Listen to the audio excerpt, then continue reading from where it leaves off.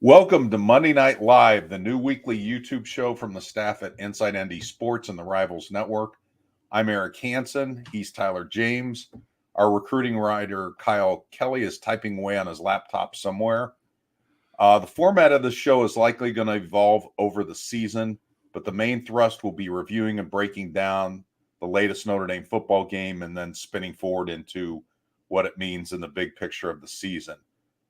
But first, Marcus Freeman held his weekly Monday press conference earlier today at Notre Dame Stadium. Let's take a look at the headlines with Tyler. Yeah, first headline I have for us, Eric, is there's no lack of confidence in Tyler Buchner.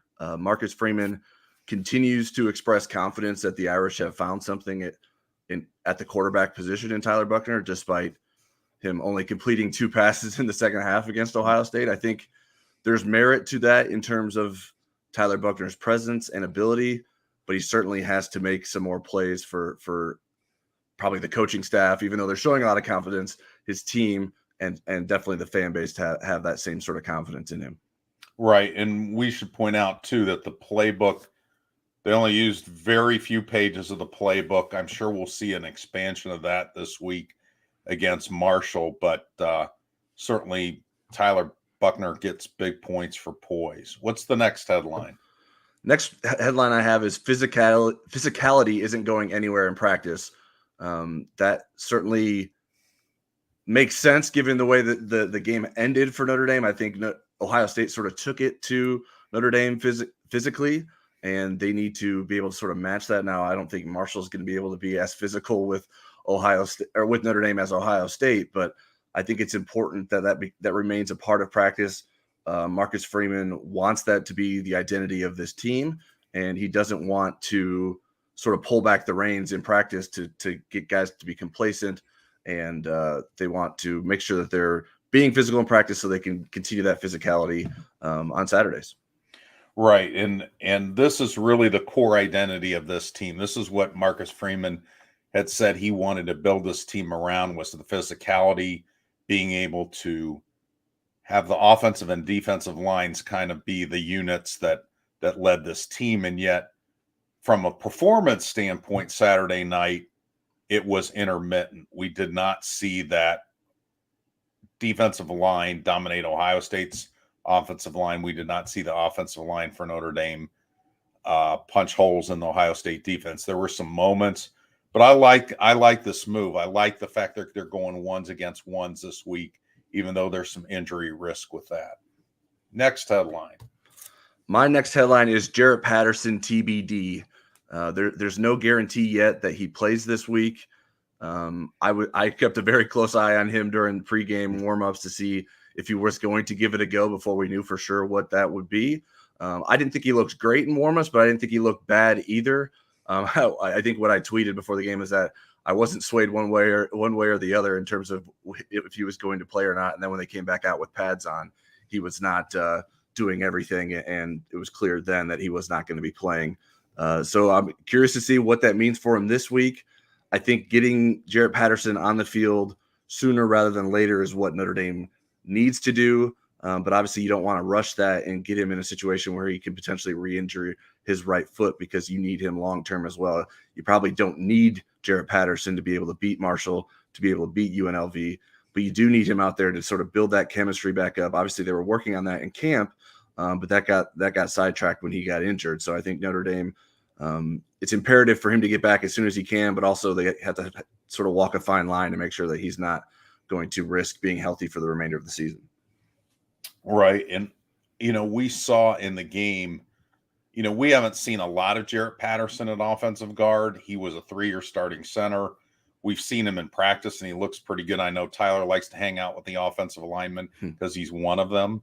So he's seen them a little bit more than me. But we saw in the game, Andrew Kristofic physically struggled in that game. And Marcus Freeman also mentioned after the game that it's not just a physical thing, that Jarrett Patterson's presence brings a mental toughness and a mental strength, mental confidence, I guess if mental confidence is a term, to the offensive line, that they become collectively better with him in there. So we'll see if if we get a glimpse of that on Saturday. Next headline, Tyler. Next headline is probably one that Notre Dame fans didn't exactly want to hear, and I don't think Marcus Freeman said it exactly, but this was my translation. Pump the brakes on Tobias Merriweather. He didn't really say that explicitly, and he's made it clear that he's confident that he will be able to make an impact at some point. But I don't think that Notre Dame is convinced that he's ready to contribute right away and right now. He needs to execute and practice better, and be someone that they can trust and rely on. So it seems at this point that maybe we got ahead of ourselves, we being the media, we or they being Notre Dame fans, in terms of what we should be expecting from Tobias Merriweather from the start here at Notre Dame. I think it's easy to understand why he's so alluring and what his potential can be as a receiver at Notre Dame, but he wasn't necessarily someone that Notre Dame felt like, hey, we could throw out there against Ohio State and he's going to go make plays right away for us.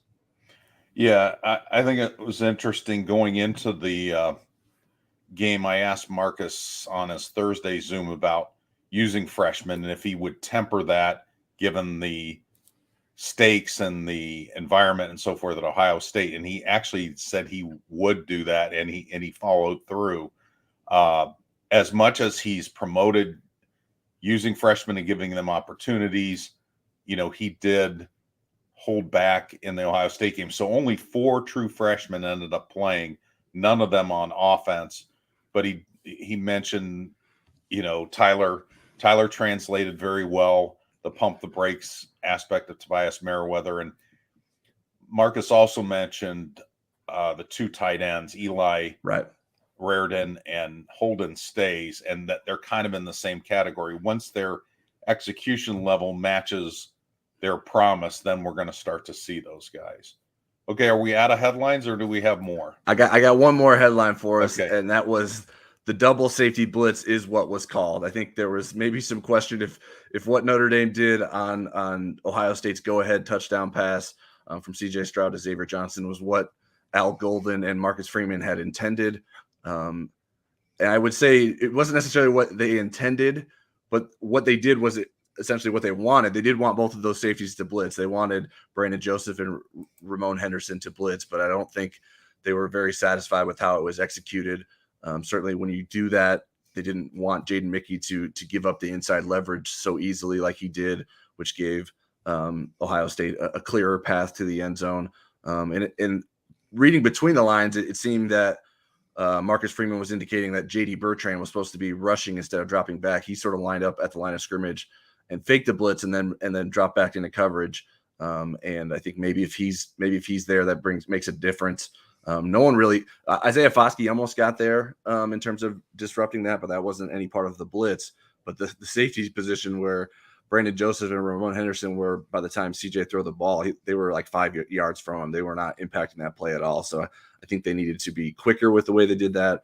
But it wasn't necessarily them getting the play mixed up, but they didn't necessarily execute the play the way they wanted to.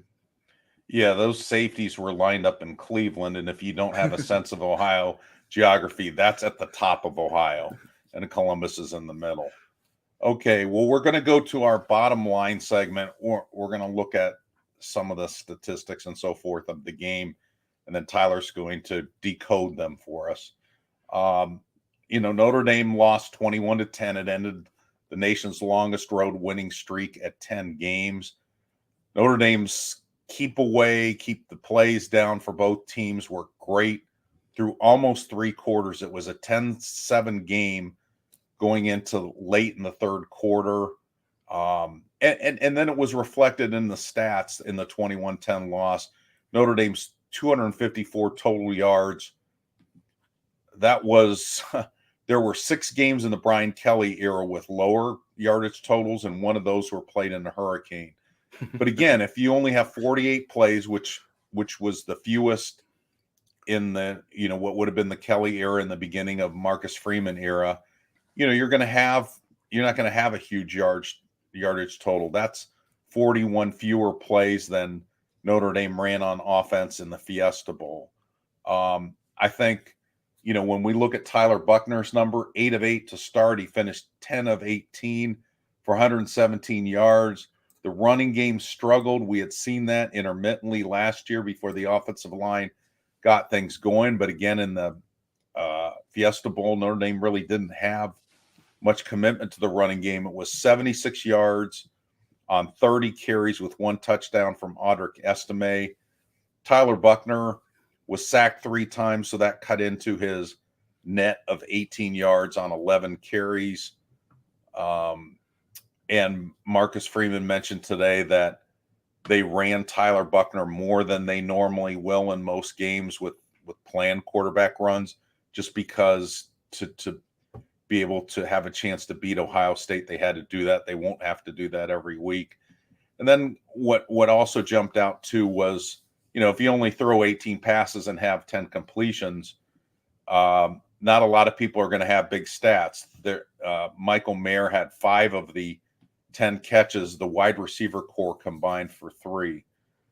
So as we're kind of going through this bottom line, Tyler, what kind of stands out to you, and what do you think immediately could get better this week? Yeah, I mean, I think there are a number of things that you can anticipate being better. I don't think Notre Dame's going to be as conservative with its play calling and how it will operate its offense. I mean, it was kind of interesting.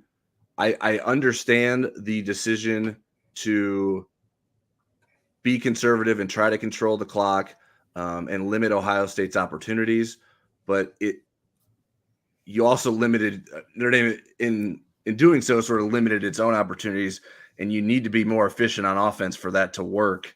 And Notre Dame wasn't that. Notre Dame couldn't make the most out of its limited opportunities offensively.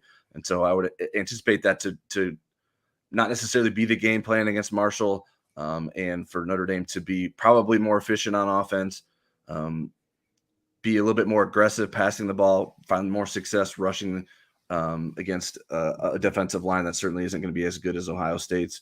So there's a lot of things that we saw on Saturday that it's hard to necessarily know what sort of impact that will make, or how that will be reflected throughout the rest of the season, because Notre Dame isn't going to be playing Ohio State on a weekly basis. I think we all expect Ohio State to be really good. And so will Notre Dame's flaws be magnified as much as maybe they were at times against Ohio State, against much lesser opponents throughout the season?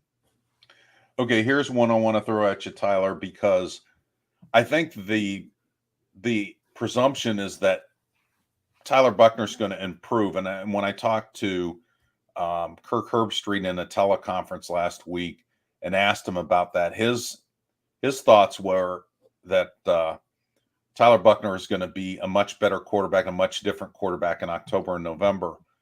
But as we look at player development, quarterback development under Brian Kelly, that wasn't always the case. Jack Cohn had a really good debut, was almost at a 200 pass efficiency rating, and then regressed every week until the Virginia Tech game when he actually was kind of demoted within that game, came back and rallied them to victory, and then they redesigned the offense, and he had a much better second half of the season.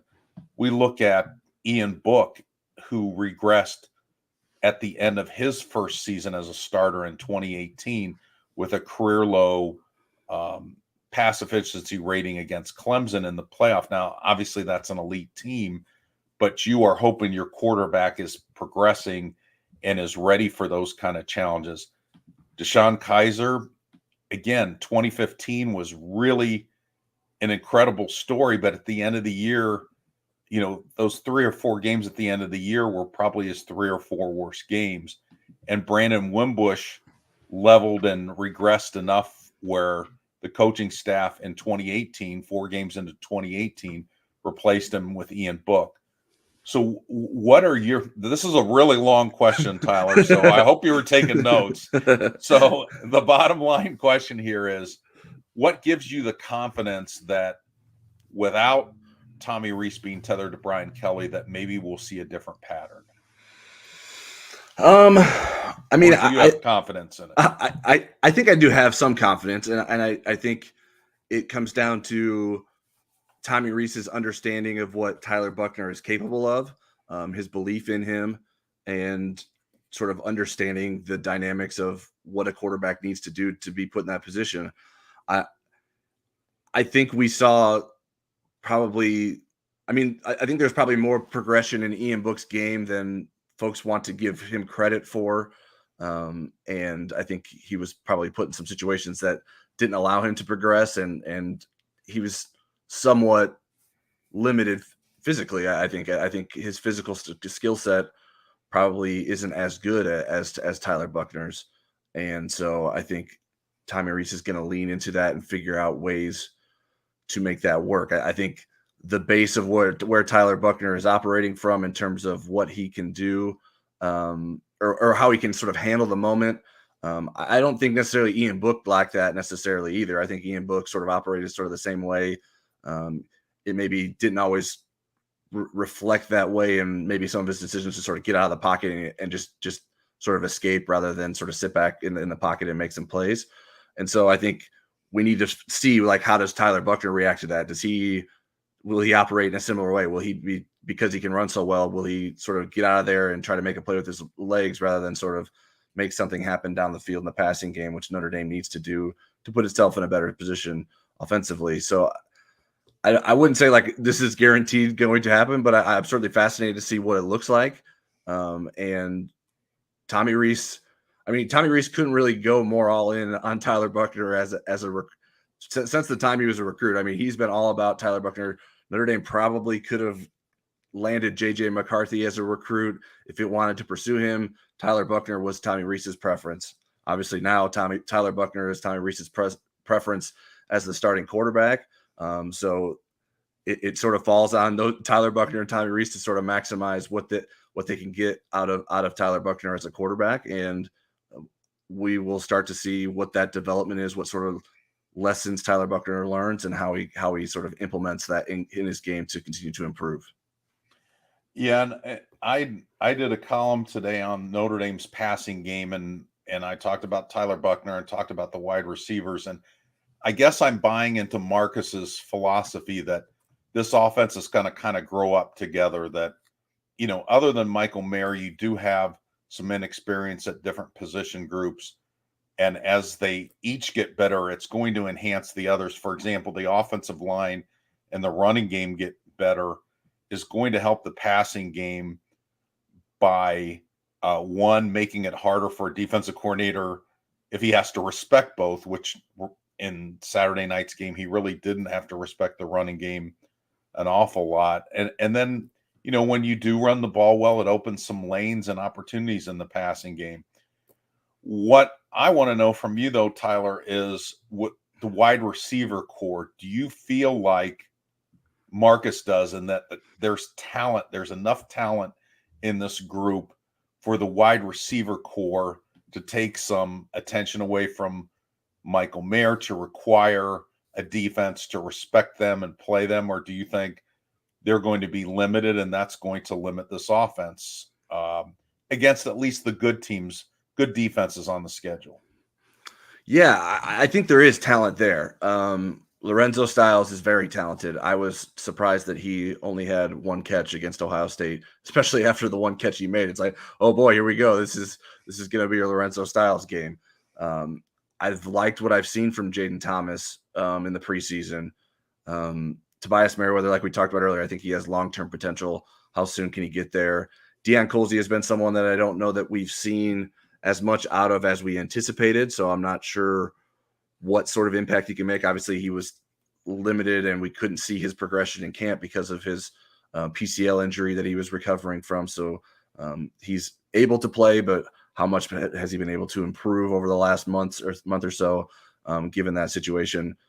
Braden Lindsay sort of remains the enigma that he's been throughout his career, but there's certainly aspects of his game that he can tap into.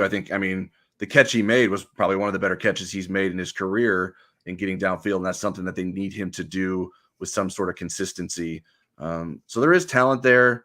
Obviously, Matt Salerno, everyone is going to forget about the play that he did make because of the play that he didn't make in terms of causing a pass interference, which really interrupted an offensive series in the second half.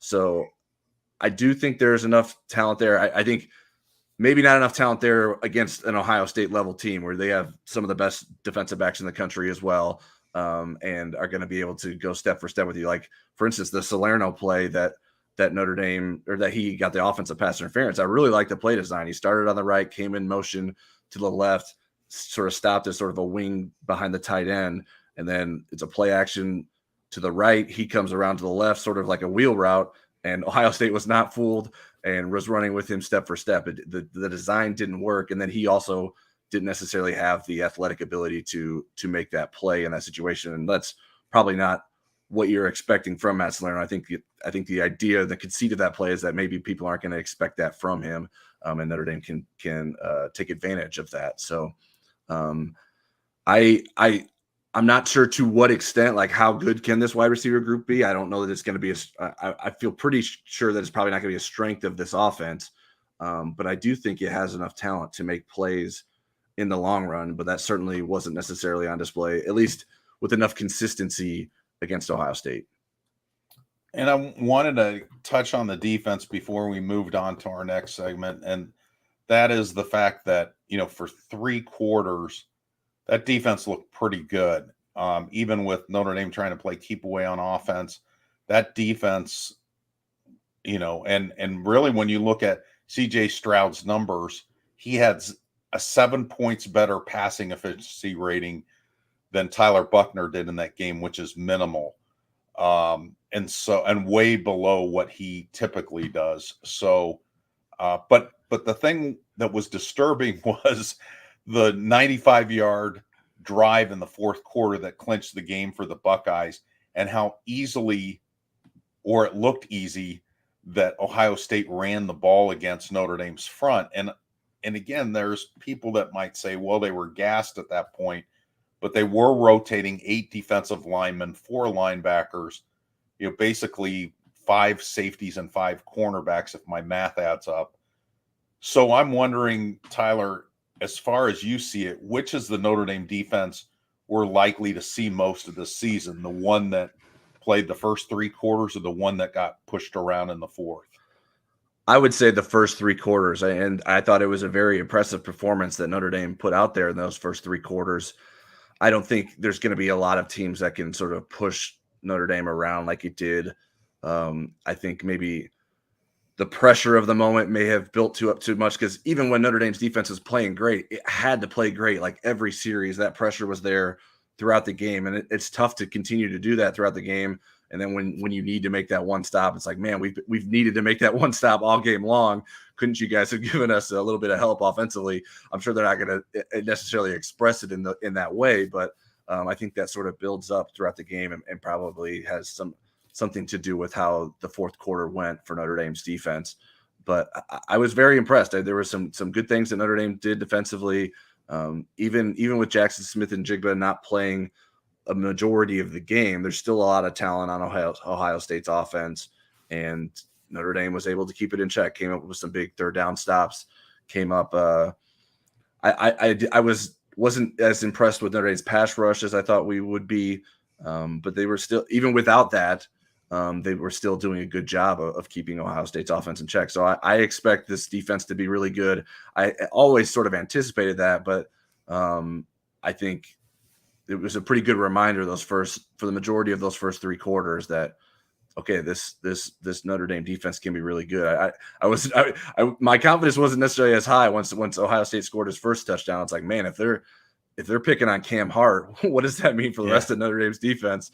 But Notre Dame recovered from that, figured it out. I'm not exactly sure what the adjustment was to sort of do that, but Notre Dame seemed to have an answer for that and put itself in better positions than it did on that drive. And I think there's reasons to be pretty confident about Ohio, or Notre Dame's defense moving forward. Well, I want to tweak that just a little bit with the Cam Hart thing. Do you think it was a matchup where Notre Dame was kind of priding itself in the training camp session that they weren't going to be as descriptive, or weren't going to kind of lock into the field and boundary roles for their cornerbacks, that they wanted them to be able to do both? do you think it might have been a matter of Ohio State saying, okay, you've got this big physical corner, and if you're going to throw him out to the field, we're going to put our fast little guys, against him and see how he handles that? I mean, do you think there was some of that thinking there? Yeah, I mean, I think there was some of that. There were situations where Cam Hart was playing to the field, and Notre Dame likes Right. Cam Hart playing to the field, but playing to the field and then also covering someone like Emeka Egbuka, who I probably did not say his name right, but I said it fast. I think you got it right. So you, We'll I give said you it credit. fast, so if I didn't say it right, Okay. that you wouldn't know. But I also then brought attention to it. So I don't know that that's a great strategy, but we're also not professional broadcasters here. So Ohio State was like, okay, you want to do that? We're going to test that, and I'm not sure. I would love to know with some honesty, like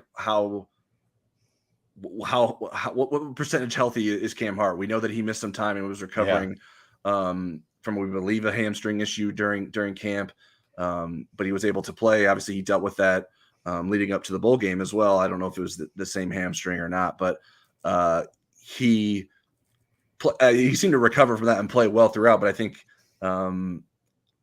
you need to be at your best to go against some of those Ohio State receivers, and even when you're playing your best as a cornerback, you're going to get beat from time to time, and you have to feel good about the way he recovered from that, because I think many pessimistic Notre Dame fans are like, oh, here we go, this is the Ohio State offense we expected to see, and Notre Dame's pass defense isn't as good as we hoped it could be, and is going to look a little bit more like what the Fiesta Bowl looked like than what we want.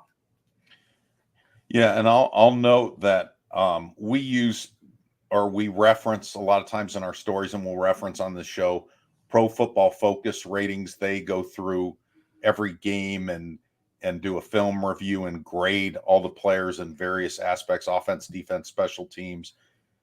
And they're not the end all be all. If you look at a season worth of ratings, sometimes you'll be surprised who is ranked super high on Notre Dame's team and maybe people that are ranked lower. But for argument's sake, there were 22 players that played at least one defensive snap for Notre Dame, and Cam Hart had the 20th highest rating, meaning third from the bottom in that game.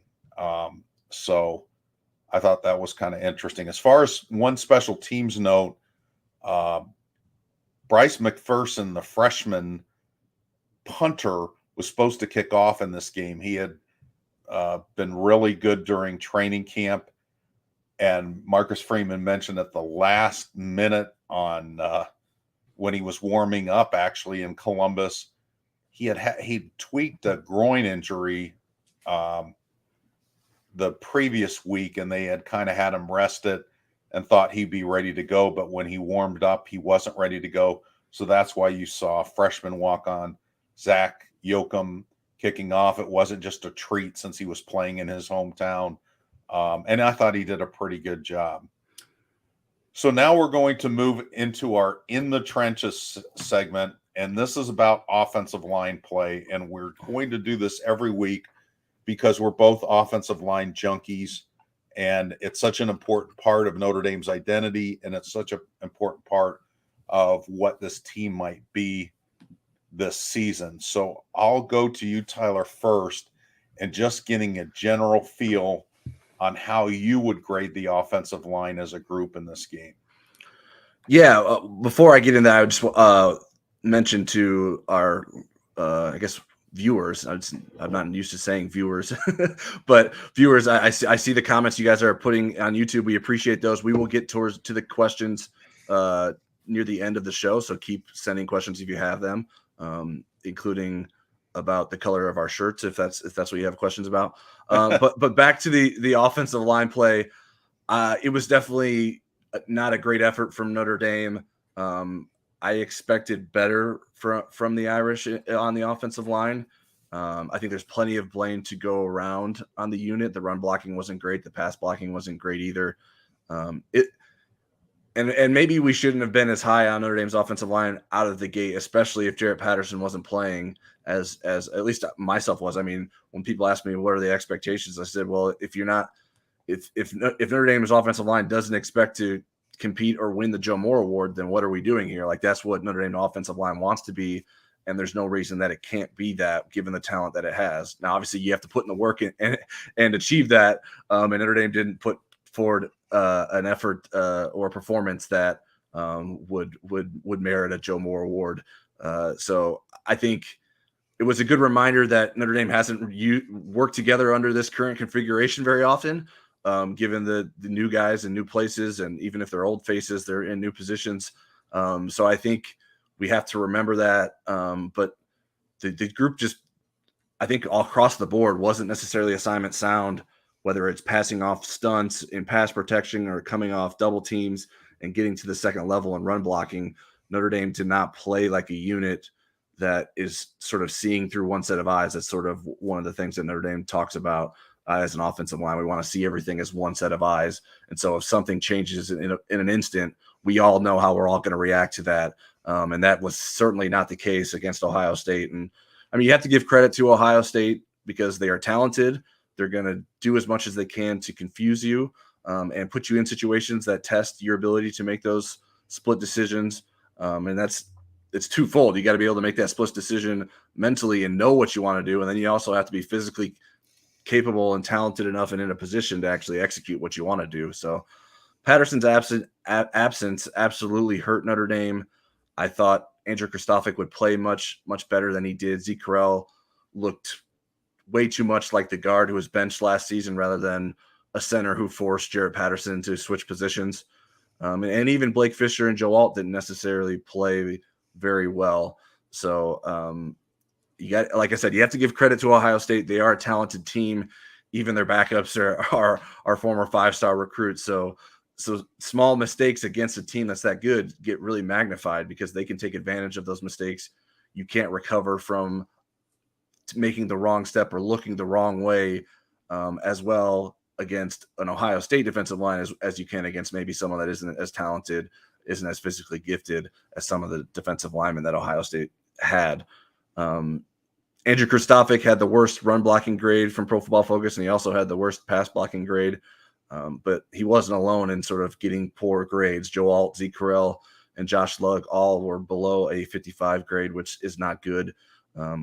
Grading scale of 100. And then for the pass blocking, Zeke Correll and Blake Fisher were also below a 60 grade with Andrew Kristofic. So the offensive line left much to be desired. I'm sure there was there is and will be a lot of stern reminders from Harry Hiestand about what Notre Dame didn't do and how to do it better as an offensive line unit, but certainly not a great performance from Notre Dame's offensive line, which is something they needed to have in order to beat Ohio State.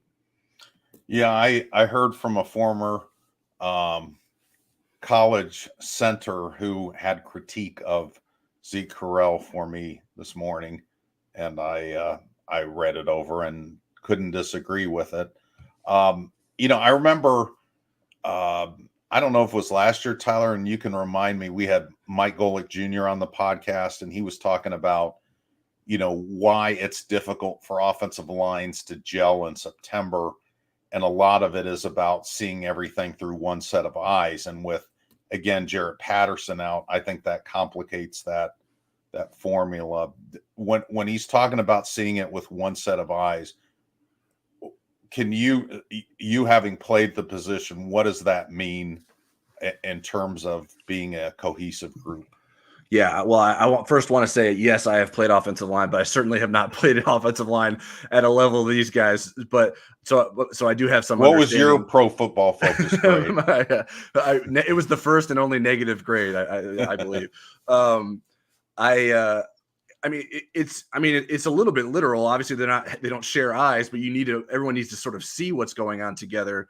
And if you're not seeing it, there needs to be verbal communication to each other so everyone knows what's happening in different places, because what's happening in one place can and will impact what's happening somewhere else. So whether it's a stunt, for instance, I can sort of point to, and if you have access to the game footage, if you go back to the last sack that Michael Hall Jr. had on Tyler Buckner in the fourth quarter, that was a stunt where he sort of slanted to the outside a bit in between Josh Lugg at right guard and Blake Fisher at right tackle. And so Josh Lugg needs to sort of hit him at first, but also carry him and make sure that Blake Fisher can take over that block, because there's going to be a stunning defensive end coming inside that Josh Lugg is going to have to come off and then block. And so instead of that happening, Blake Fisher wasn't necessarily aware of it, or Josh Lugg didn't communicate it. I don't know where the blame goes. It's hard to sort of blame, because you need to know what the call is from their end. Like, how are they supposed to handle this? I can't always tell you that. But what ended up happening is Michael Hall just sort of splits between the two of them, and he gets a free path to Tyler Buckner, and Tyler Buckner can't get out of the way. And so there needs to be better communication there. Both Josh Lugg and Blake Fisher need to know what is happening there to be able to handle that situation. Because let's say even Josh Lugg stays on that guy, then that free defensive end coming around is going to be able to get to Tyler Buckner as well.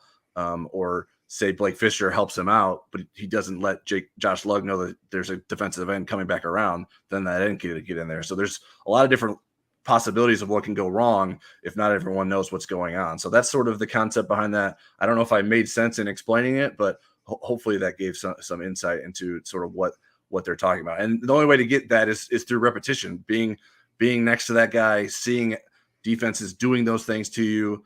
And then also it's one thing for a scout defense to do that against you.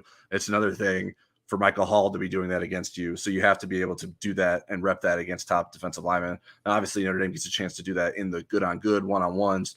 And that's what Marcus Freeman said. Hey, we're going to keep doing that in practice because we need to do that. And I think that's particularly important for offensive and defensive line play.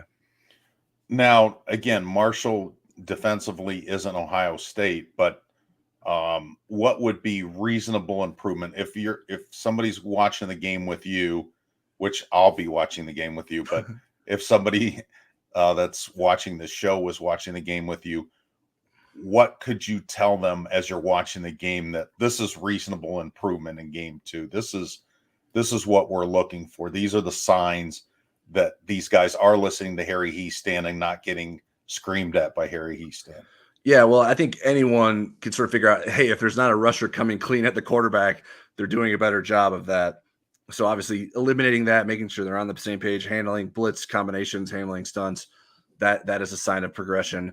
I think in the run game, it's sort of getting offensive linemen to the second level to pick up linebackers. So working double teams together, being able to sort of all move in one direction on a zone play and get to that next level. So whether it's two guys combining and then one guy can get up to the linebacker, but making sure that the one guy, when he leaves, doesn't leave his lineman that's helping him to whether his right or his left, is able to sort of take over that block. Those are the big things. The communication goes a long way. Obviously you have to execute, but especially when you have probably a physical advantage against a team like Marshall, if you're all on the same page, it's going to work because you don't have to. I mean, you're probably not going to get bowled over by a Marshall defensive lineman on a consistent basis, whereas maybe you could against someone like Ohio State. So if you're in the right position, that's sometimes it's 75% of what you need to be doing. And the rest sort of takes care of itself because you are who you are.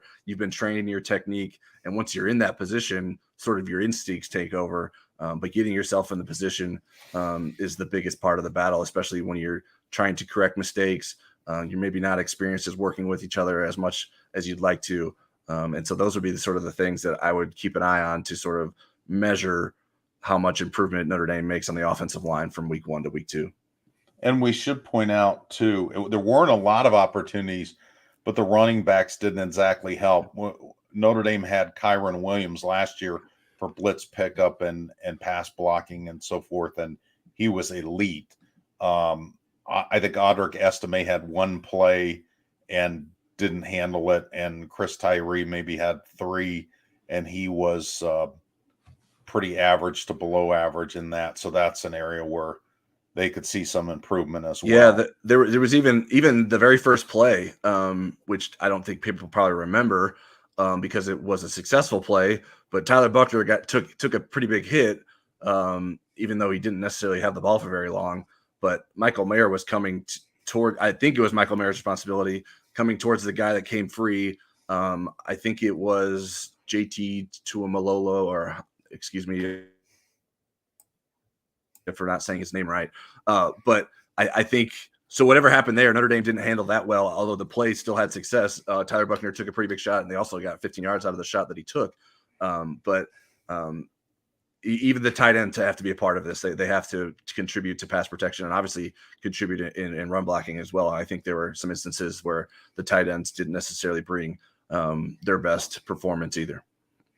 Okay, we're going to get out of our in the trenches mode and look at players who surprised in the game. Tyler, who surprised you among Notre Dame's players? Yeah, I wanted to start with some positive surprises first, and they were both in the secondary. Benjamin Morrison was someone who surprised us already in preseason camp, but I thought maybe that would be something long-term and not necessarily immediately. It's like, okay, Notre Dame, my perspective was, okay, Notre Dame has something here in Benjamin Morrison. They have to feel pretty good about that. And I think he was probably capable to contribute at some point this season. I didn't know that it was going to be close to 30 snaps against Ohio State like it was. So the fact that he was able to do that was a pleasant surprise for Notre Dame. And the other person was Tariq Bracy. I think he played sort of how Notre Dame sort of talks about Tariq Bracy. And I don't know that that's always matched up with what we've seen from Tariq Bracy on game days. And he's really, I think, met those expectations. His life was made a little bit easier when Jackson Smith-Njigba left the game, but certainly he was tasked with plenty of tough situations still without arguably the best receiver in college football playing against him. But I know I had a little bit of doubt that Tariq Bracy would live up to hearing about him. And I don't think I think he sort of met that hype. I mean, Chris O'Leary at some point in the spring said, "Hey, we think Tariq Bracy can be the best nickel back in the country." And I was like, "Whoa, that's serious." And I even asked Tariq Bracy sort of what he thinks about that, and why he thought that was. He's like, "I don't know. You gotta ask Coach O'Leary." So Tariq Bracy's not exactly the most brash personality, so I wasn't necessarily surprised that that's how he reacted. But I thought both Benjamin Morrison and Tariq Bracy were pleasant surprises for Notre Dame. What sort of pleasant surprises did you see from the Irish? I mean, I thought Tyler Buckner surprised me a little bit. I expected him to play well and poised, but I guess when I saw it, I still was surprised by it. I thought Kevin Bauman surprised me. I thought, he wasn't super involved with the passing game with only 10 completions. Nobody was, but I thought he blocked well, and I thought he was a good presence out there. And, defensively, Morrison definitely was in it for me as well. I'll tell you, I'll say Chris Smith. Chris Smith graded out well, and I noticed him in the game. I noticed when he was in there, and I thought he brought some. I mean, he's hard to move.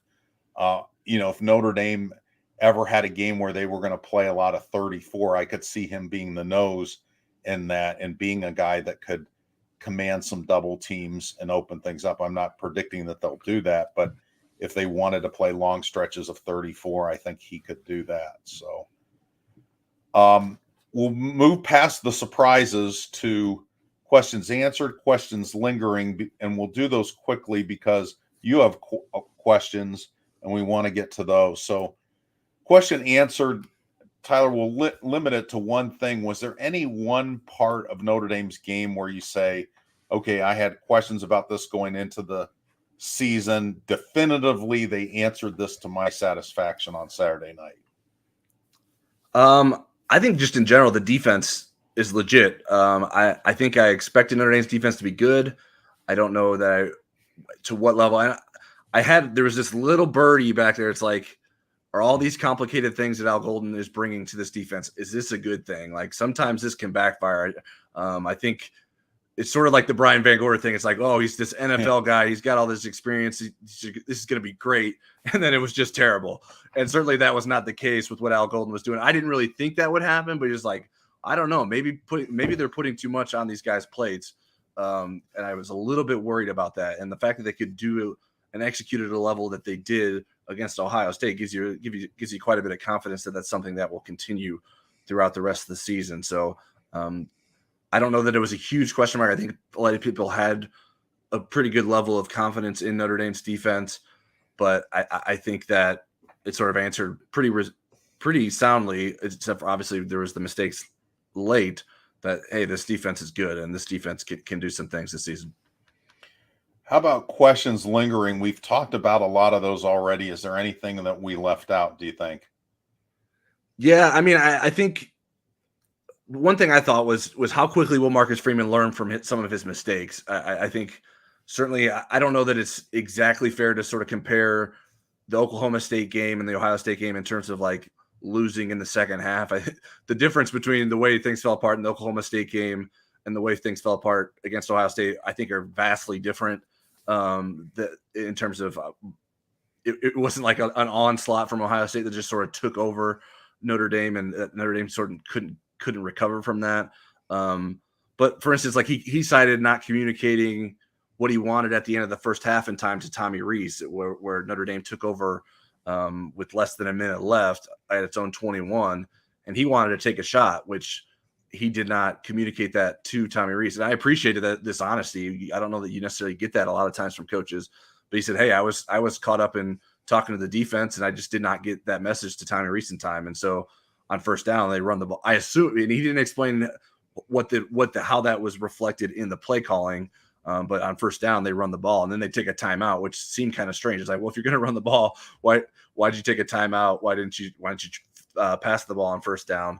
And then that shot did come on second down. It wasn't successful, but I think that was what Marcus Freeman wanted probably on first down. So how quickly does he sort of correct that? I think the fact that he's admitting it and understands the mistake is a good sign that is something that they will be addressing.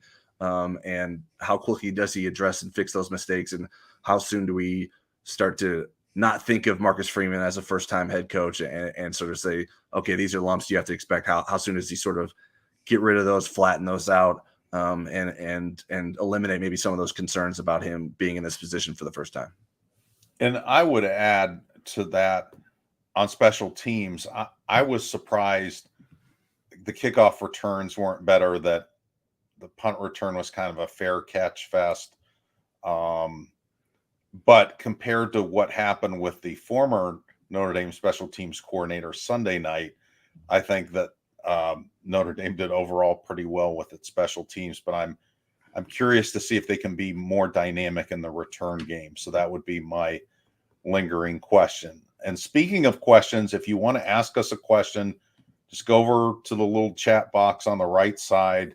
Submit your question. You don't have to compliment us, but if you do, it might move you up in the order. And we're going to let Tyler moderate the question and answer thing. And I'll try to jump into. So this is our first run through, and I think I didn't set it up correctly from our end, so I can't put your questions up on the screen so you guys can see that, like, which ones we're pulling up. But I do see your questions, and I can read them off to us. So it'll be more of an strictly audio experience than being able to see your name highlighted. So we will get that fixed in the future. But first question, and apologies for butchering names, is from Ed Coquillard. Was the 3rd and 18 quarterback draw a called play or a check? Do you have any insight or guess to what that was, Eric? Well, I'm going by your opinion because you had a pretty strong opinion about it. You thought it was a check. And so I'll go with your answer because we talked about it in the press box. You wrote about it. Yes. And that was one of your key plays, defining plays in your post game. Tyler, we try to do a little bit different of post game format with our coverage. And Tyler does defining plays from the game, and that was one of them. And you could usually tell when Tyler was changing a play because Blake Fisher would look back, and then he was talking to Josh Lugg to make sure he got what was going on. And so, yeah, I do think that was a check off. Yeah, I think so too. And I think even what he checked to, I think he probably still could have thrown the ball. There was a running back screen to the right, just Chris Tyree was flaring out to the right, sprinting that way. But Tyler Buckner, he took like one step back and then ran, and that did not work. I believe Zeke Correll may have missed a block on that sort of limited the yardage that Notre Dame can get in that situation, but I don't know that it was getting 18 yards regardless of what Zeke Correll did on that play. So I think it was a check or a read, however you wanted to define that. you'd like to hope it wasn't necessarily a 3rd and 18 quarterback draw. But it was certainly, I think, a moment that was greeted by a number of groans from Notre Dame fans. Next question is from Patrick McCarthy. Eric, where are the white sunglasses? They're in my car. I need them for my driving and then also when I show up at the press conference. But I did wear them to Ohio State. I did not leave them in the press box. Tyler can attest that I didn't wear them on the way home because we were driving in a pouring rain pretty much the whole time. But yes, the white sunglasses. Next time I will bring them to our live show if that makes you want to watch us again. Next question is more of a comment than a question, but it came from Matthew Phillips. I was confused with the offensive game plan. Were you confused, Eric? I guess I'll turn Matthew's observation into a question for us. I wasn't confused by it. I mean, I understand Marcus Freeman's desire to shorten the game and to limit possessions. The thing was, it limited Notre Dame's possessions every bit as much, if not more. You think back to like the LSU bowl game at the Music City Bowl, where I think LSU ran maybe around 50 plays and Notre Dame was in the 70s. So that's generally how it's supposed to work, that you kind of ball hog. I think the North Carolina road game when they were playing, it was such a big game in the 2020 season. Was it 2018, Tyler? 2020, you're right. 2020 season. And they held the ball so much that North Carolina was limited on their possessions. And again, it was in this game, Ohio State ran 69 plays. Now, 41 of those were in the second half. And a big reason why they got that was that 14-play drive at the end. If that was a 3 and out, you can do the math there. And Notre Dame had 48 plays. So I wasn't confused by it. I knew it would be conservative, but some individual play calls, yes. I was scratching my head and saying that Tyler could call a better play in that position. Yeah, I think I wasn't necessarily confused, but I do agree. Like, I think it was a bit conservative to the extreme in some situations, and particularly in the second half. I think I think Notre Dame needed to loosen that up a little bit and say, "Hey, we didn't come here to just not necessarily, lose. not lose. We came here to win the game. We got to go out there and win the game." And they didn't necessarily put themselves in a position to do that. Next question is from Engelmeyer 31. Was Logan Diggs limited on snaps? I think he played 5, Tyler. Is that right? Yeah, I think so. Okay, so five snaps. And we kind of predicted that going in, that we thought Estime and Chris Tyree would get more snaps. I think, again, he's getting full contact on that shoulder for the first time. When Logan was in the red jersey, they were doing the heavy contact work in training camp. When he switched to a blue where he could be bumped around, they were in their lighter days. They were backing off of full contact. I mean, yeah, he would get bumped but not taken to the ground. So this is the first time he's gotten taken to the ground since tearing that labrum in the blue gold game on April 23rd. So I think if he responds well and has good recovery this week, I think you'll see more of Logan Diggs this Saturday against Marshall. Yeah, and I stand corrected. 5 was the blocking snaps, so I don't know why that number was in my head, but he had 11 snaps. 11 snaps on offense. And you got to remember that they didn't have that many offensive snaps when you're talking about 48. Yeah. PFF counts snaps on penalties, so it's not snaps and plays are different. They're defined different. So they had 50 snaps technically by PFF's counts.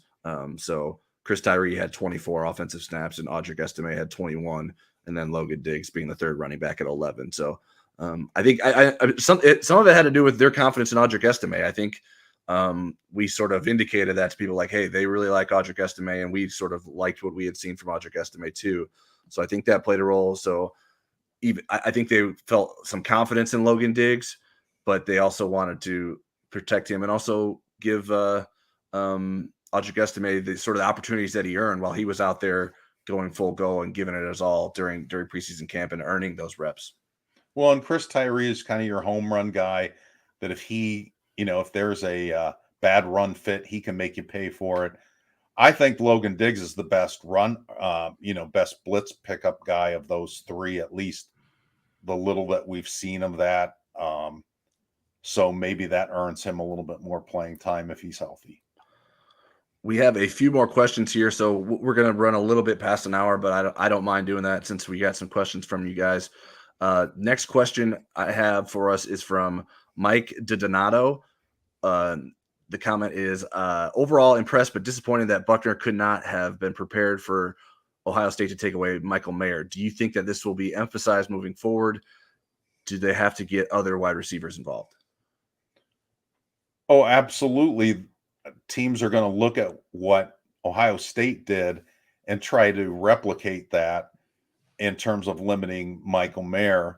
But not a lot of teams until Notre Dame gets to late October into November have the kind of personnel Ohio State does. But schematically, they're going to try to do some of the same things. When Michael Mayer was split out and it seemed to work decently, they put a physical cornerback on Michael. But again, I think some of this has to do with offensive line and timing. Some of it has to do with Tyler Buckner being on target and so forth. But absolutely, other teams are going to look at that and say, prove to us that your wide receivers can beat us. Next question we have is from Wade Garrett. Where was Tobias Merriweather? Not ready to play, hurt. Thanks, and hope you had a nice Labor Day. I know we talked a little bit about that in our headlines, Eric, but do you want to address that? Tobias was doing the same thing LeBron James was doing, which was watching the game. Again, he was super impressive in the early parts of training camp when he was fully healthy.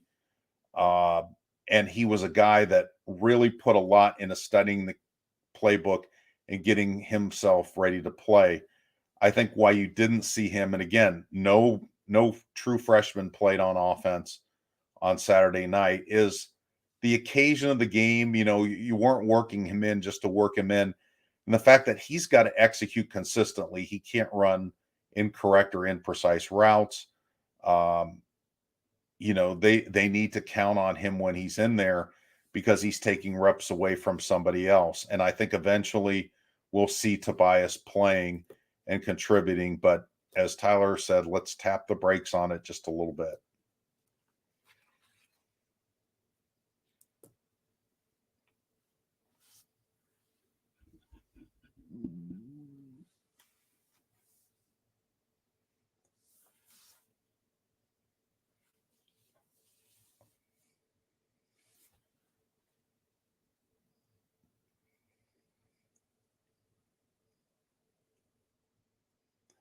I see Tyler's lips moving, and I can't hear a word he's saying. So I'm going to let him answer whatever question that was. You're back. That was on me. So throw a penalty flag on me. I forgot to unmute myself. But I wanted to. The last thing I wanted to bring up was a topic we were going to segue to anyway. So this works out kind of perfectly. It's from Ed Coquillard, who I need to definitely get to send me a phonetics pronunciation for his name. Ed's comment was, I couldn't believe I saw BK greeting players before the LSU game. He must be paying attention to Marcus, LOL. I don't know that you may have something to say about that specific comment, but Eric, what were your thoughts on the LSU game? I'm sure a lot of Notre Dame fans were watching, certainly from Twitter. It seemed to be that way. And I know you were watching as well. Yeah, well, Brian Kelly had a rough night on Twitter. Not going to go into all, including from some of his former players, like Dylan Gibbons, who plays for Florida State, right? Had some choice words. And but one thing I'll say about the broadcast before I get actually into the game, I don't know that I've ever seen a broadcast where they've shown the head coach more than they showed Brian Kelly. Right. It was as if they were waiting for that moment when his purple shirt matched his face color. And I don't know that it happened. Brian Kelly kind of sat there, other than when he was yelling at the refs, kind of stood there on the sidelines like somebody that was sitting at their table that had just sent the food back to the kitchen and was waiting for it to come out again. He didn't look happy. but he wasn't very animated. It was kind of a boring TV shot. From the overall standpoint, the special teams meltdown was stunning. A blocked field goal, 2 muff punts. I think they had a personal foul maybe on a kickoff, and then they also had the extra point blocked that after a 99-yard drive that would have tied the game with no time left in regulation. I just thought, what I kind of feared with Brian Kelly, and it's just one game, is he a fit down there? Because I think he's a very good football coach, but I think culturally LSU is different in just about every way. Now he's going to have some chance to recover. They play Southern in their next game, and I think New Mexico after that. But their schedule is very backloaded. They're going to have Alabama, Texas A&M, Arkansas, Ole Miss, all those towards the end of the season. So if Brian Kelly gets a little momentum, he better run with it, because they have got to be improved when they play that run of heavyweights at the end of the season. How about you, Tyler? What were your takeaways other than from Twitter? Because those spoke for themselves. I was very entertained. Yeah, I mean, I think it was probably a pretty cathartic experience for Notre Dame fans. Like they sort of really enjoyed. Obviously, plenty of people have had their opinions about how he left, and certainly varying opinions on his success as a coach at Notre Dame. And certainly he had a lot of success in Notre Dame and hadn't necessarily done what he came here to do, and that was win a national championship. And he seems to believe that LSU gives him a better chance to do that than Notre Dame did. And he certainly didn't look like someone that was on the verge of winning a national championship last night. It was just a wild game. And it did seem sort of fitting in terms of, like, we've seen Notre Dame in that position before on a big stage, making mistakes that you wouldn't expect from them. Now, not as much in the back half of Brian Kelly's Notre Dame career. And Notre Dame sort of had a habit of maybe getting out of some of those situations, even, for instance, against Florida State last season. But it wasn't able to get out of that situation and beat Florida State, and certainly gave Notre Dame fans the opportunity that they, I think, probably had been looking forward to sort of take some shots at Brian Kelly and enjoy LSU having to deal with some of the shortcomings that were on the field of a Brian Kelly coach team. Yeah, and one thing that I noted on Twitter last night was that Brian Kelly, in his last 42 games against unranked teams, won all 42. It's the longest streak going. So Marcus Freeman inherits that and tries to move that to 43 this weekend. So that was unusual for Brian Kelly to lose to an unranked team. So that broke his personal streak at 42. All right, Eric. Obviously, Notre Dame plays Marshall on Saturday. What can you tell us? Give a little bit of a thumbnail about what Notre Dame should expect against the Thundering Herd this weekend.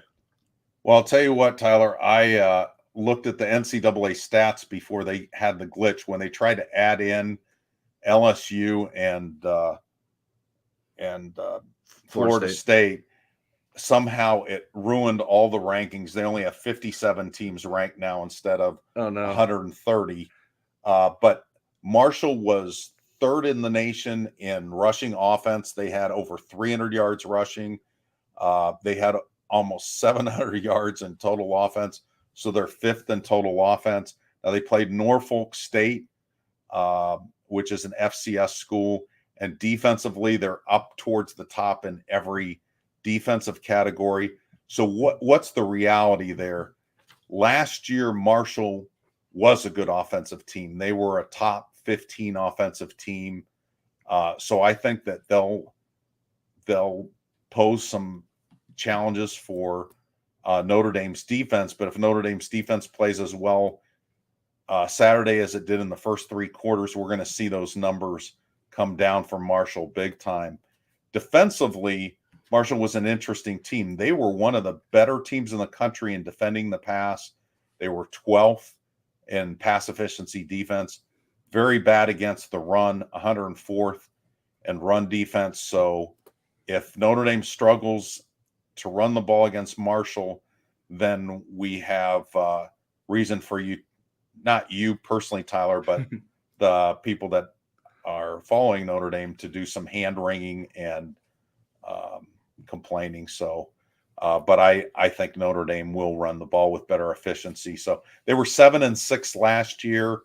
And interestingly enough, they had good offensive line play with Notre Dame plucking their best lineman off their team, Kane Madden, putting him into their starting lineup.